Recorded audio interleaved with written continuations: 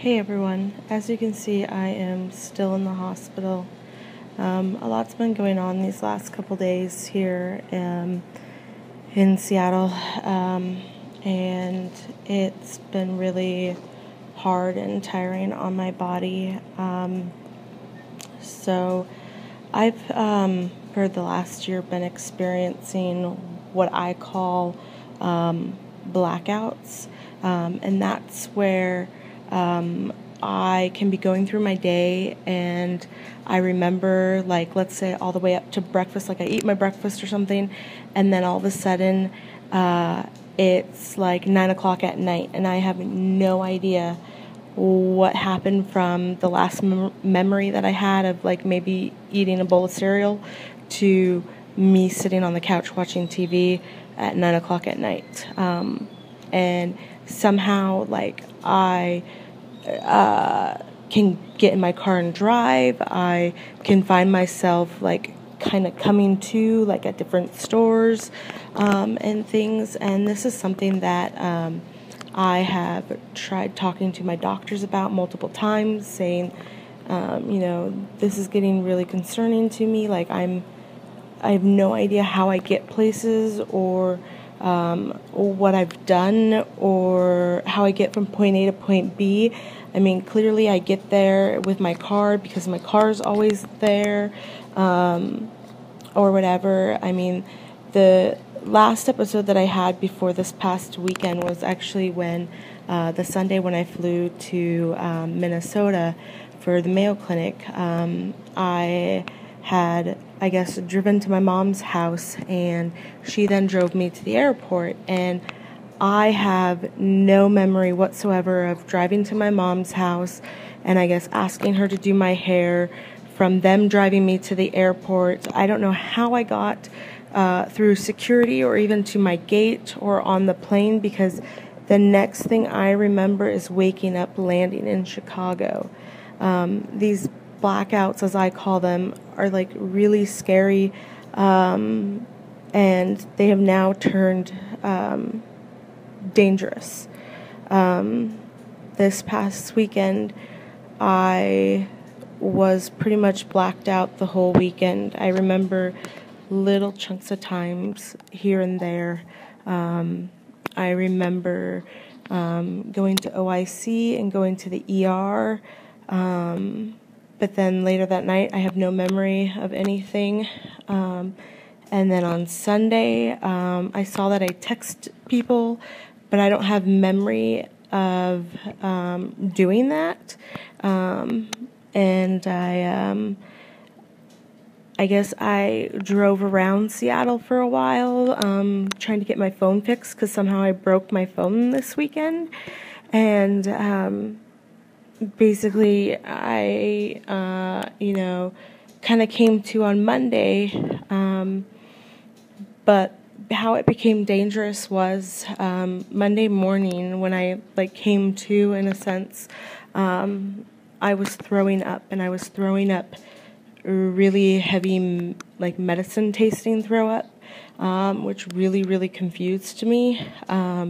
And I had a really bad headache at that time, so I went to go get some Tylenol, and that's when I noticed that a bottle that I had, which was full on Friday, was now completely almost empty. And then I pieced 2 to 2 together that the throw up and the reason why it tasted like medicine was I must have taken a crap ton of Tylenol, which is why I saw my doctor on Monday, called them immediately.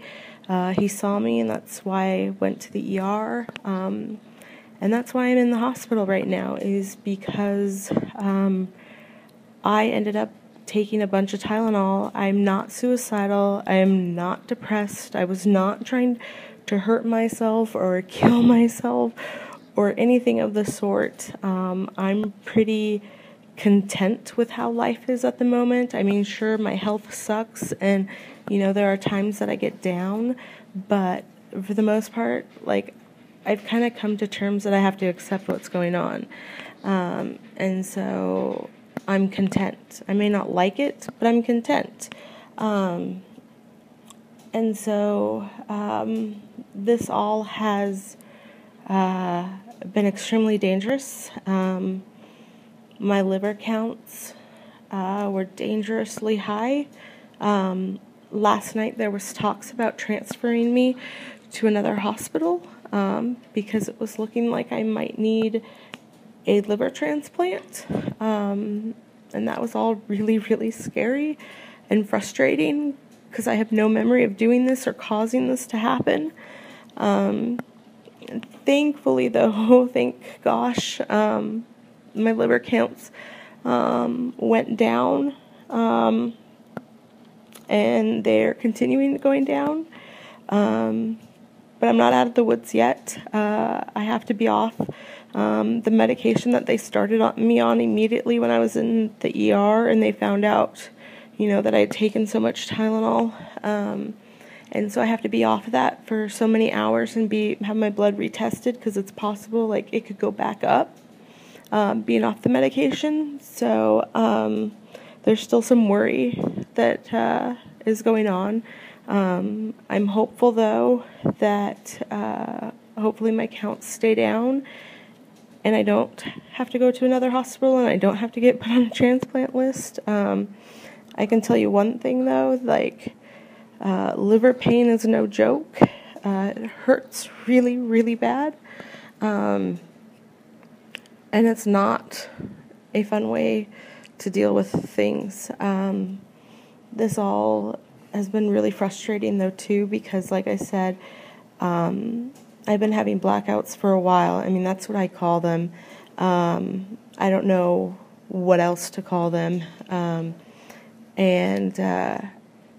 I'm frustrated that this all could have been prevented if a doctor would have listened to me and would have looked more into my claims of all these times that I've had this issue of blacking out and not remembering big chunks of times. My doctor has in the past said, it's because I'm on all these different medications, and then he would take me off of the ones he thought were causing it, but yet I'm still having these issues, and I constantly get told that it's a medication thing, but it's like you keep taking me off all these meds, and yet I still am having the problem. Today my doctor here in the hospital said that, she's thinking it's more psychological, and I'm stuck feeling like, how is it psychological? Because I can't figure out a trigger that would cause this to happen. I know what it's like to disassociate, whatever, from my body, and that's not what's going on. There's nothing going on in my life at the moment that I feel could be making these things happen. I'm not stressed at the time. I'm not, scared or angry or any of those things. So I feel like basically she's wrong, that it's not psychological, but they're making me see a psychiatrist tomorrow to get their opinion, and it's really frustrating. As some of you know, that I've worked really hard to get to where I am today when it comes to mental health, and I'm getting tired of people trying to bring me down and trying to continue to make everything about mental health when I have fought so hard to be where I am today. I no longer have all these psychiatric diagnoses that I had as a teenager because I've worked my butt off to be where I am, and I'm not about to let anybody destroy all the good work that I've done. And so, it's hard for me to accept that it could be psychological because I personally can't see how it is. The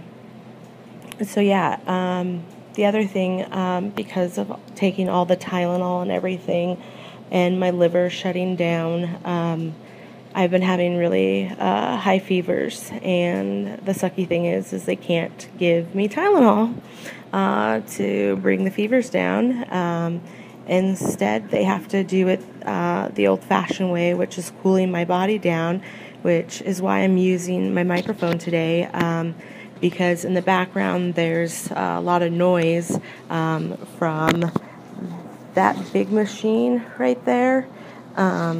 It is actually cooling this pad that I'm laying on.